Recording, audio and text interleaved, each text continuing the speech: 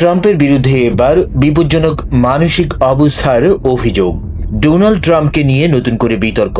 ইউরোপীয় ইউনিয়নের একাধিক কূটনীতিকের বরাতে পলিটিকো জানিয়েছে, ট্রাম্পের সঙ্গে বৈঠকের পর আড়ালে তার মানসিক অবস্থা নিয়ে প্রশ্ন তোলেন স্লোভাকিয়ার প্রধানমন্ত্রী রবার্ট ফিকো। এমনকি তিনি মন্তব্য করেন, ট্রাম্প নাকি বিপজ্জনক মানসিক অবস্থায় রয়েছেন। প্রতিবেদন অনুযায়ী গত 17 জানুয়ারি ফ্লোরিডায় ট্রাম্পের সঙ্গে সাক্ষাৎ করেন ফিকো। এরপর ইইউ নেতাদের কাছে গিয়ে তিনি এই উদ্বেগের কথা জানান। তবে বিষয়টি সম্পূর্ণভাবে অস্বীকার করেছে হোয়াইট হাউস। তাদের দাবি, এটি পুরোপুরি ভুয়া খবর। 17 তারিখের বৈঠকটি ছিল ইতিবাচক ও ফলপ্রসূ। সব মিলিয়ে প্রশ্ন উঠছে, ফ্লোরিডার সেই বৈঠকে আসলে কি ঘটেছিল?